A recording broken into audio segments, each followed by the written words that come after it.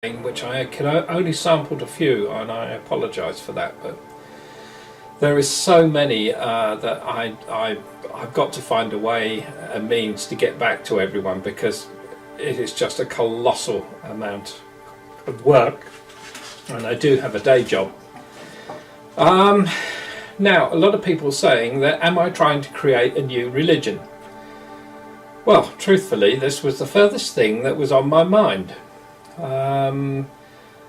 I'd basically wanted to discuss a theory I had as to how the human consciousness, energy, essence, soul, whatever you might call it, continues on its way in the afterlife.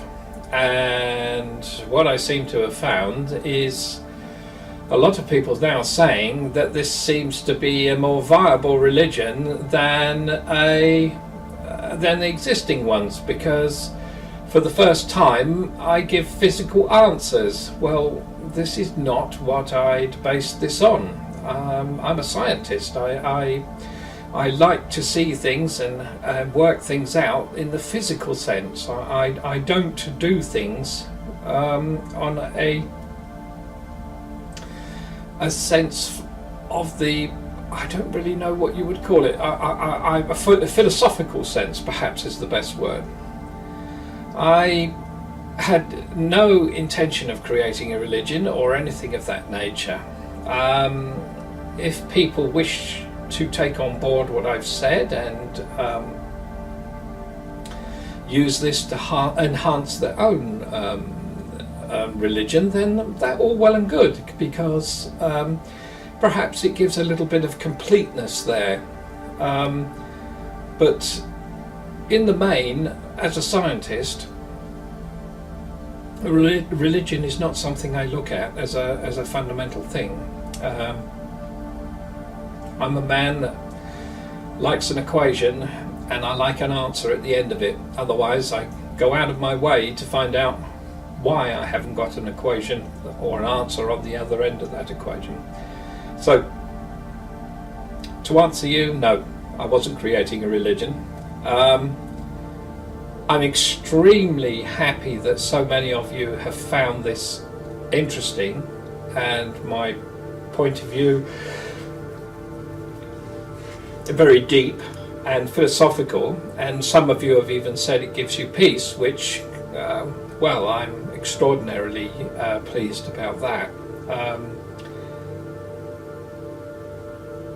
All we can do is take what we learn, as I keep saying, with some of our experiences. If I've given something to you that enhances your experience in life and the preparation for later, then all well and good. I'm pleased. I'm very happy for you.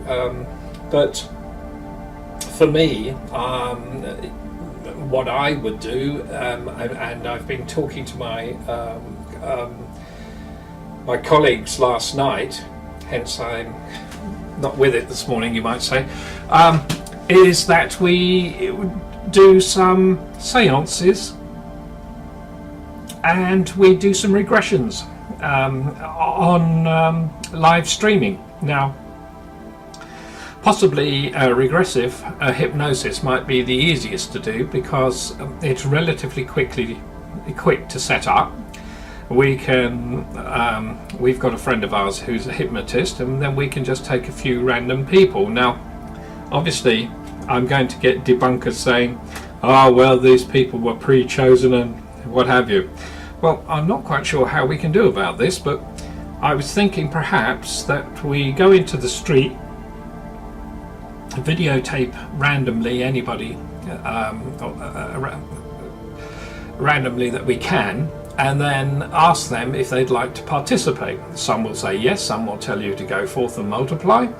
But we could actually find out whether people want to do that, to try and make it more fairer, so that there's nobody can say that we did this in a biased way, as if it was a complete setup. So perhaps that's a way forward.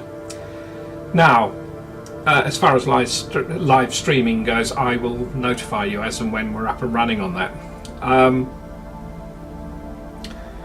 So, yes, well, regressive hypnosis, perhaps that's the best way. I think in an hour we could probably do 3 or 4, and you can see for yourselves firsthand, and we'll have a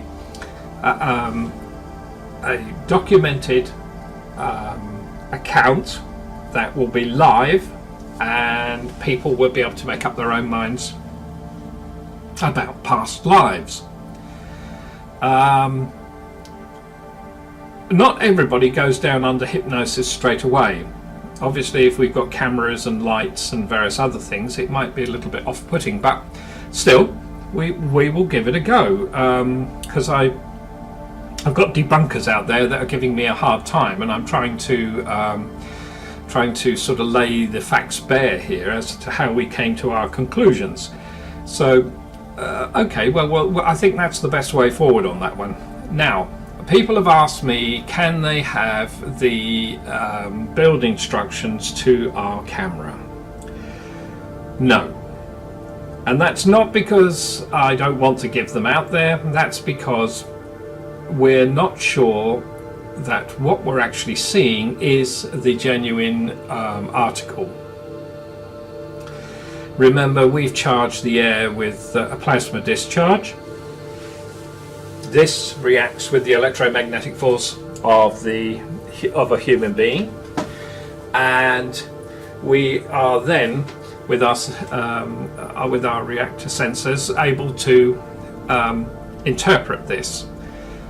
We get huge amounts of data. It has to be processed. We've actually invented the algorithms and everything to put this together, and this is not something that you can just buy off the shelf at, anywhere and just on eBay or anything. And you just physically, we had to put this together. And I'll be quite honest, half the equipment is about the size of a small car.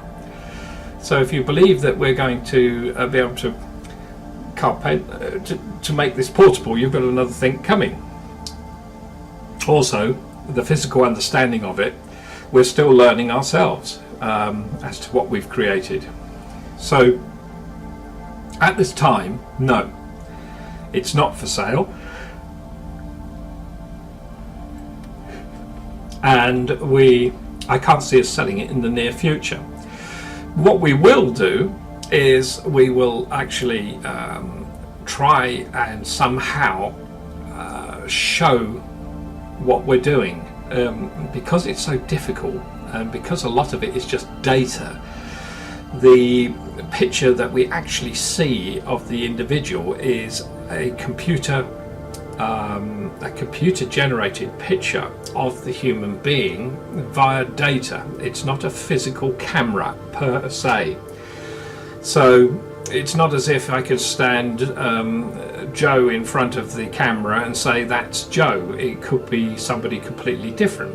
If you want, we could say this could be his opposite in the 4th dimension, if you want to get really deep. But so what we've got is a machine that collects data, and then we extrapolate that data to form a human subject, which we then project the aurora around the outside in a false color spectrum, which gives us the information of being able to physically see with our eyes a representation of an aurora, which we are even now changing, which it doesn't look anything like what it formerly did on my last podcast. So because one of our students has actually come up with an ingenious way of filtering out some of the disturbance, and we've actually narrowed it down even further now. So as you can see, it's a completely evolving process, but it has upset a lot of people, it appears, and also it's almost a 50-50 balance. I've upset an awful lot of people about my talk on religions, and then on the other side of the scale, I've had an awful lot of people saying, well, this is actually a wonderful idea and it makes perfect sense, and it works in hand in hand with religion. So I'm obviously striking a chord somewhere in the middle, which is where I wanted to be. I'm not taking the anti-God route, and I'm not taking the the atheist route. The belief route. But what I've actually tried to do is just give an opinion as a scientist as to what I've extrapolated in data across to ordinary people, and it's for you to make up your own minds as to what you believe and what you don't believe. To me, it makes more sense. To others, I'm a blasphemer and should be and should have all these things done to me. But that's where it goes wrong, you see, because the moment you start wanting to throw stones, it means that your religion is not quite so secure as you believe it to be. So you have to rant and rage. That's not how you secure a religion. You discuss. You come to an understanding. You don't turn to violence. But at any rate, I digress. So, this is a very short podcast, just to let people know. And as soon as we've got this organised, I will get in touch and put it out there, and we'll live stream and see what we can do. All right. Well, thank you for listening. And this started out as a hobby and has now turned into almost a full-time search. My other work is being neglected at the moment. It's a good job I own my own business. I could change things round, and if we get this money, I could start up a small research department in my company to look specifically at this, and we could put money into building or changing or reducing the size of the Aurora camera, or at least the equipment, and see if we can move further in that direction. As to whether we actually travel to another universe, and to verify that, I don't know what level of funding or what I would need to do. I think I'd have to get a whole bunch of physicists and mathematicians around a table, and we'd have to book time at CERN, and I can assure you there are plenty of scientists that would take great exception to that, as they've been waiting years to get onto the accelerator. So I'm not sure that we can do this, but we can have a look. We can do things in a smaller way. We can try and verify things through mathematics and small experiments, and we could do some really put ourselves out there. I mean,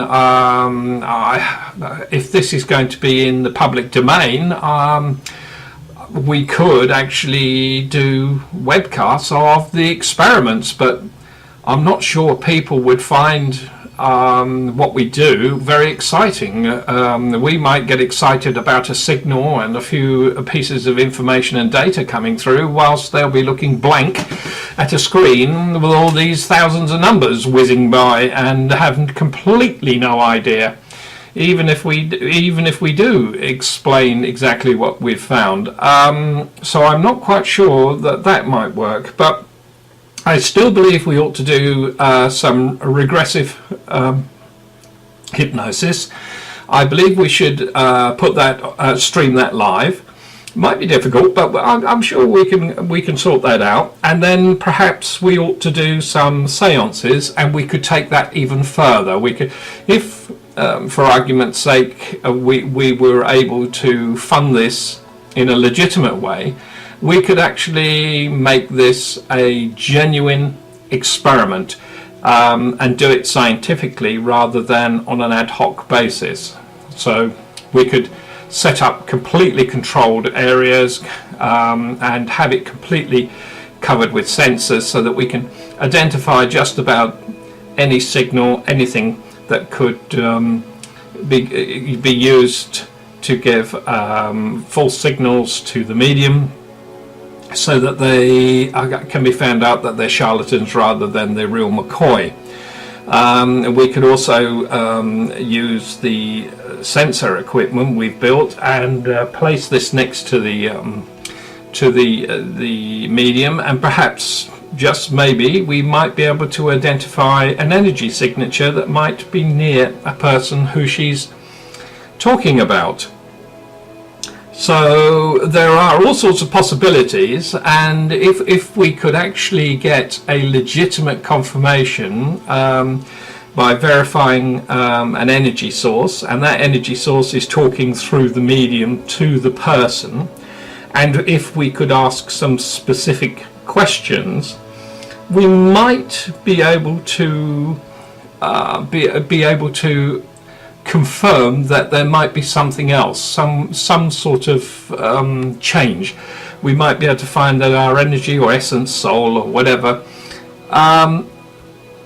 is in this place and is in a transitory place waiting to be located into a new being.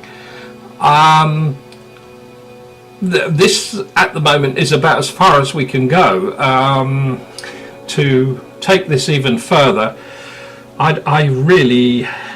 don't know what maths we'd have to do to try and find it. It is a science beyond sciences. I mean, we would be getting into the realms of paranormal and well, the fringe element of it all, and I don't really want to get into that. I started out with a clear objective to inform people as to how the mathematics and the physics seem to indicate that the energy of a human being transients from one universe to the other. It can't be verified, but mathematically it makes sense. And so this is what I've come to tell people about. And it seems a logical progression. So one has to ask, how far can we go? So I will try and find some method of funding. We would be very grateful for the funds. We mentioned today, because of what's been going on with the emails, that we perhaps would start up a foundation for the sciences. So we could use some of the money to also further high-end sciences for engines and various other things, along with what we're actually doing. And in truth, they are both of the same ilk. The level of technology and the level of mathematics and the probabilities for electrophotic engines and magnetic engines, along with us trying to verify there is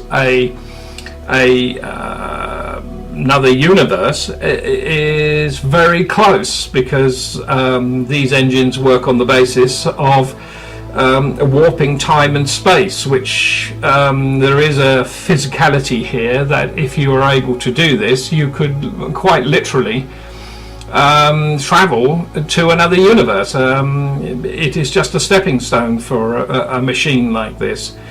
And some of the characteristics that we see in unidentified objects seem to play out this idea that they are not fully in one universe or another. They are sort of in between. So logic dictates that there must be something going on there very similar to what we're discussing.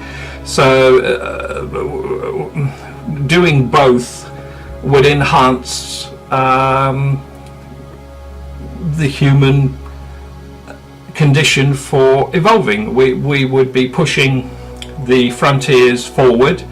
We would be able to push our sciences forward without governmental interference, and we can take graduates and people that want to really push their knowledge and push their abilities, and it would give us a chance to maybe see what's on the other side and actually see if we do transfer our consciousness, energy, or soul across. Both are of the same ilk, so that might be a very good way forward. Also, with this type of money that we've been offered, people could physically get something in return for it. We might be able to build I'm only hypothetically speaking here, but we could build a generator, let's say, that could power your home. I don't know, this is all hypothetical, but this is our field. This is what we actually do for a living. We push the boundaries of frontiers using the most advanced technologies that we can think of, and to try and make them work in the real world for human beings. We don't do work for the military, because I don't believe a military should have such powerful weapons. I really don't. These are beyond anything that you can imagine. They make a nuclear bomb look like a firecracker, basically. Yes, we could amalgamate this thing. We could put a R&D debt to specifically push the boundaries on and alter the Aurora camera. We could I could bring in some expert help from outside in this field, as this is a little bit beyond my normal field, and we could see where we progress, and we can keep you apprised step by step. Literally, I would keep the information free and open, as an open source. There would be no hidden agenda, nothing quite so. No, I mean literally, we would just make it completely open source. I would open a website or build a website that was completely free for anyone to look at, and it would have all the data which anyone who understands the data could actually look at and see if they can come at things from a different angle, because we obviously don't know all the answers, and any input from around the world would be gratefully received. So perhaps that's the way forward, to get everyone involved, and with that we can move forward and ascertain whether we actually do move forward and evolve, and our energy transfers to the next universe. It is the most logical assumption, and mathematics seems to prove the possibility of it. I'm not going to say it's a most peculiar math, because it says yes, it is 98.99% factual, but there is a recurring number in there which tends to. Recurring numbers are not very pleasant in mathematics because they cause anomalies. So although we can get it almost certain, we have this recurring number which seems to suggest there are differences or something we can't quantify at this time, but we're pretty accurate that this takes place. That's basically all I can say for this moment. I'm going to add this on the end of the other podcast, because there's no point putting two out there, and we shall see where we go from there. I know I sound a bit mumbling and bumbling, but I've been overwhelmed. I mean, you would not believe how much money we've been offered worldwide by various people. It is quite staggering. I never thought anybody would have this sort of interest. Anyway, I'm going to sign off now, and thank you, and we'll keep you apprised. Keep watching this space and take care of yourselves. Bye bye.